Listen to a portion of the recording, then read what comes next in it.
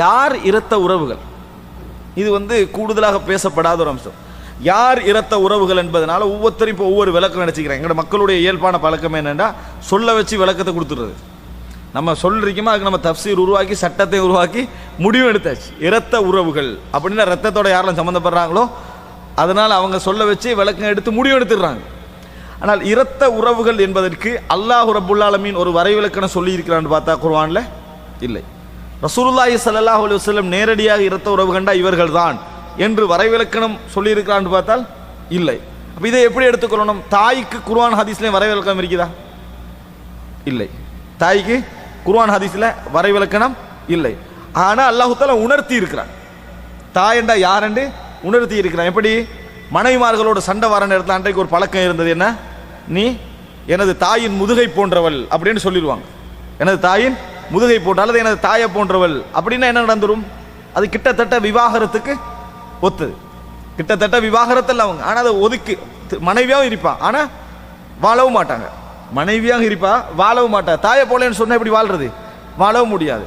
அதுக்கு லிஹார் என்று சொல்வார்கள். அதுக்கு லிஹார் என்று சொல்லி கது சமி அல்லாஹு என்று சூரா இறங்கியிருக்கான பின்னணி அதுதான். லிஹார் என்று சொல்வார்கள். அல்லாஹ் அப்போ ஒரு வசனம் இறக்கி சொல்ற, இன் உம்மஹாத்துஹும் இல்லல்லாஹி வலதினஹும், அவர்களுடைய தாய்மார்கள் என்றால் அவர்களை பெற்றவர்கள் தான் என்று உணர்த்தினான். இன் உம்மஹாத்துஹும் இல்லல்லாஹி வலதினஹும், யார் பெற்றெடுத்தார்களோ அவர்கள் தான் தாய்மார்கள். நீங்க தாய் என்று சொன்னதுனால யாரும் என்ன செய்ய மாட்டாங்க?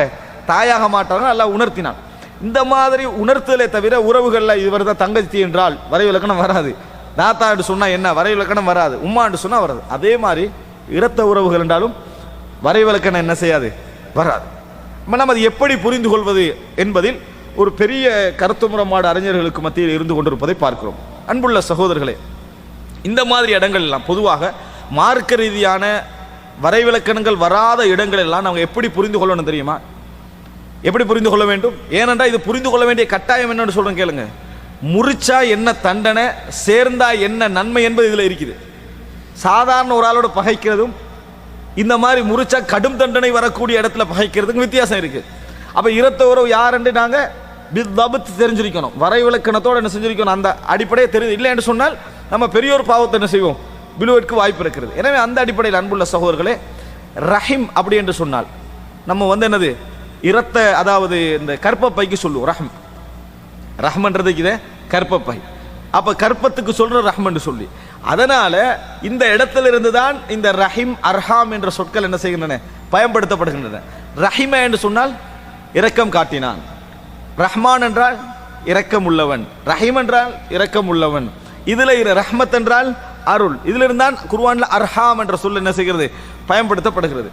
எனவே மொழியல் ரீதியாக ஒரு அளவுக்கு வரைவிலக்கணம் எடுப்பதாக இருந்தால், யார் இதே போன்று ஒரு இடத்தில் சம்பந்தப்படுகிறார்களோ, இந்த மாதிரி ஒரே கற்பத்தின் மூலம் சம்பந்தப்படுகின்றவர்கள் இருக்கிறார்களே, இவர்களை என்ன செய்யலாம்? இரத்த உறவுகள் அப்படி என்று சொல்லி எடுக்கலாம். மற்றபடி வெளியே போய் எடுத்தோம் என்று சொன்னால் இது எங்க போகும்? நம்ம ஆதம் அலைஹிஸ்ஸலாம் வரைக்கும் என்ன செய்யலாம்? போகலாம். உறவுகள் அடிப்படையில் எடுத்தோம் என்று சொன்னால் ஆதம் அலைஹிஸ்ஸலாம் வரைக்கும் போகலாம். அதனால முத்தஃபகுன் அலைஹியாக அறிஞர்களுக்கு மத்தியில் கருத்து முரண்பாடு இல்லாத செக்ஷனாக இருந்து கொண்டு வருவது எது தெரியுமா? நமது தந்தை, நமது தாய்.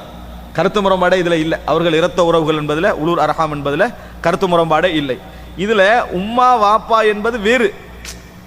அவர்களையே முதலாவது முற்படுத்தப்பட வேண்டிய விஷயங்கள். குர்ஆனும் சுன்னாவும் என்ன செய்யும்? தாய் தந்தையை வேறாக்கி தான் சொல்லும். தாய் தந்தை வேறு, இரத்த உறவுகள் என்பது வேறு. அதுக்கு பின்னால என்ன மற்றவைகளை சொல்லி கொண்டு போகும். ஆனால் நமது ஓர்டருக்கு சொல்றதாக இருந்தால் தாய் தந்தை என்கின்ற அம்சத்தோடு யார் யாரு?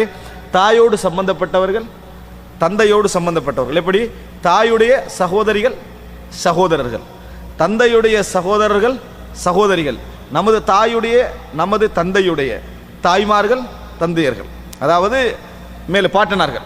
அவங்க எவ்வளவு தூரம் கூடாலும் சரி, அவர்கள் எவ்வளவு தூரம் அப்படின்னா முதலாவது பாட்டனார், இரண்டாவது, மூன்றாவது, நான்காவது, ஐந்தாவது, ஆறாவது, எவ்வளவு தூரம் போனாலும் அவர்கள் யாரெல்லாம் இந்த இரத்த உறவு என்றதுக்குள்ள தான் வருவார்கள். அவர்களது பிள்ளைகள் அல்ல அவர்கள். அப்போ முதலாவது புரிஞ்சுக்கொள்ளணும், தாய் தந்தை என்பது நம்ம மூலம் ஜாயின் பண்ணக்கூடிய அர்ஹாம் எல்லாவற்றையும் ஜாயின் பண்ணக்கூடிய இடம் அதுதான். தாயும் தந்தையும். தாய் தந்தை என்பதனால தான் உலுல் அர்ஹாம் என்ன செய்கிறது?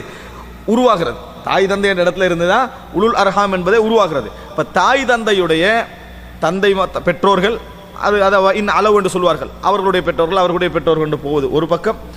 இங்கெல்லாம் எடுத்துக்கொண்டு நமது பிள்ளைகள், பிள்ளைகளுடைய பிள்ளைகள், பிள்ளைகளுடைய பிள்ளைகள் போகிறது இன்னொரு பக்கம். சகோதரர்கள், சகோதரிகள், அதோடு சேர்த்து தாயுடைய சகோதரர்கள், சகோதரிகள், தந்தையுடைய சகோதரர்கள், சகோதரிகள். விளங்கிட்டா? ஒரு பிளஸ் மாதிரி என்ன செய்யலாம், எடுத்துக்கலாம். பிளஸ் மாதிரி நீங்க எடுத்துக்கலாம். இந்த மாதிரி அதாவது இருக்கக்கூடியவர்கள், இவர்கள் எல்லோரும் யாரு? இரத்த உறவுகளுக்குள் வருவார்கள் என்பதில் எந்த விதமான கருத்து முரண்பாடும் இல்லை. கருத்து முரண்பாடு எங்க இருக்கிறது தெரியுமா? நமது தாயுடைய சகோதர சகோதரிகளுடைய பிள்ளைகள், தந்தையுடைய சகோதர சகோதரிகளுடைய பிள்ளைகளும் இரத்த உறவுகளுக்குள் வருவார்களா?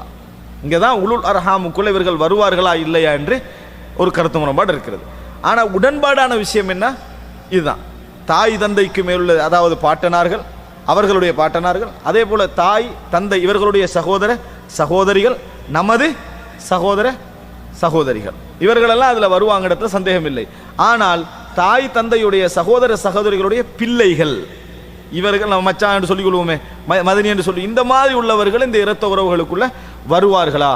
ஆனால் அல்லாஹு ஆலம் அதற்கு அடுத்த நபர்கள் வருவார்களோ இல்லையோ, இவர்கள் அதாவது இதற்கு மேலே ஒருவர் வருவார்களாக இருந்தால் முதலாம் வரவும் அவங்க தான். இதற்கு மேலே ஒருவர் வருவாராக இருந்தால் முதலாவது வர தகுதியானவர்களும் வரக்கூடியவர்களும் யார்? நமது தாய் தந்தையருடைய சகோதர சகோதரிகளுடைய பிள்ளைகள் தான் முதலாவது வந்துருவாங்க, அதுக்கு அடுத்ததாக வாரதாக இருந்தால். எனவே அன்புள்ள சகோதரர்களே, ஹதீதுகளில் தர்மங்களுக்கு ஏவிய நேரங்களில் இந்த மாதிரி 7வது பாட்டானாருடைய பிள்ளை வழியாக வந்தவர்களும் உறவுகளில் சேர்ந்த ஹதீசுகள் சிலது இருக்குது. எத்தனை பாட்டனார்? 7வது பாட்டனாருடைய பிள்ளைகள். உங்களுக்கு தெரியும், அபூ தல்ஹா ரலியல்லாஹு அன்ஹு அவர் வந்து ஒரு தோட்டத்தை என்ன செய்கிறாரு, ஒரு மிகப்பெரிய ஒரு தோட்டத்தை, என்ன தோட்டம்? பைருஹா தோட்டத்தை என்னது அவர்கள் தர்மம் செய்தார்கள். அப்போ ரசூல் ஸல்லல்லாஹு அலைஹி வஸல்லம் அவர்கள் அது கடைசியில் என்ன வருதுன்னு சொன்னால், இவர் தர்மம் செஞ்சிட்டாரு, ஆனால் ரசூல் ஸல்லல்லாஹு அலைஹி வஸல்லம் அவர்கள் என்ன செய்யலை, அதை வந்து நீங்கள் வந்து உங்களோட சொந்தங்களுக்கு மத்தியில் பங்கு வைங்கன்னு சொன்னார்கள். ரசூல் ஸல்லல்லாஹு அலைஹி வஸல்லம் அவர்கள் இவர் தர்மம் செஞ்சிட்டாரு, அவர் கொடுக்க வந்துட்டாரு, ஆனால் ரசூல் ஸல்லல்லாஹு அலைஹி வஸல்லம் உங்களோட உறவுகளுக்கு மத்தியில் பங்கு வையுங்கள். பங்கு வைக்கும் சொன்ன நேரத்தில் ஹஸ்ஸான் இப்னு சாபித் ரலியல்லாஹு அன்ஹு அவர்களுக்கும் உபய் இப்னு கஅப் அவர்களுக்கும் அது போன்றவர்களுக்கு என்ன செய்தாரு, ஒரு பங்கு வைத்தார்னு வருது. இவர் எப்படி ஹஸ்ஸான் இப்னு சாபித் உபய் இப்னு கஅப் ரலியல்லாஹு அன்ஹுமா இவர்களும் இந்த அதாவது தல்ஹா ரலியல்லாஹு அபூ தல்ஹாவோடு எப்படி சொந்தமாகறாங்க? எப்படி சொந்தமாகறாங்க? 7வது பாட்டனார் வழியா தான் என்ன செய்றாங்க, உறவினர்கள் என்ற பட்டியலுக்குள்ள வராங்க. எத்தனாவது பாட்டனார் வழியா? 7வது பாட்டனாருக்கு போய் அந்த பிள்ளை வழியாக வந்து தான் என்ன செய்கிறது, சொந்தங்களாக அவர்கள் மாறுகிறார்கள் என்பதை பார்க்கிறோம். அப்ப அன்புள்ள சகோதரர்களே, நாங்கள் புரிந்து கொள்ள வேண்டிய அடிப்படையான அம்சம் இது அர்ஹாமுக்குள்ள வரும் என்று சொல்ல இயலாது. ஏன்னா அவர் உறவினர்களுக்கு பங்கு வரைக்கும் இவங்களை உறவினர்கள் என்ற அடிப்படையில் நாங்கள் யாரை என்ன செய்யலாம், உறவுதான், தூரமாகினாலும் உறவுதான். இங்க கருத்து முரண்பாடு அதல்ல, கட்டாயமாக நுழைந்தே ஆவார்கள். அவர்களை பகைத்தால் எங்களுக்கு தண்டனை, அவர்களோடு உறவு பாராட்டு விட்டால் எங்களுக்கு என்னது மறுமையில் அதுக்கு பெரிய தண்டனை உண்டு, அவர்களுக்குரிய சேர்ந்து நடந்தால் அவர்களுக்கு இந்த கூலி என்னது உண்டு என்று சொல்லப்படக்கூடியவர்கள் யார் என்பதுதான் இங்க பிரச்சனை. உறவினர்களுக்கு என்று சொல்ற நேரத்தில் எல்லாரும் என்ன செய்வார்கள், வருவார்கள். நமக்கு எல்லாம் எந்த அளவுக்கு தூரமாக இருந்தாலும் நம்ம இணையக்கூடிய ஒரு வழி இருந்தால் அனைவரும் என்ன செய்வார்கள், வருவார்கள். அன்புள்ள சகோதரர்களே, இந்த அடிப்படையில் நாங்கள் சுருக்கமாக விளங்கிக் கொள்ள வேண்டும், இவர்கள் தான் எங்கள் பெற்றோர்கள் வழியாக அவர்களுடைய பாட்டனார்கள், அதாவது எமது பாட்டனார்கள், அவருடைய தந்தை தாய்மார்கள், எங்களை தாய் தந்தையுடைய சகோதர சகோதரிகள், அதே போன்று எமது சகோதர சகோதரிகள், இவர்கள் எல்லோரும் இதில் என்ன செய்வார்கள், வருவார்கள் என்பதை புரிந்து கொள்ள வேண்டும். அன்புள்ள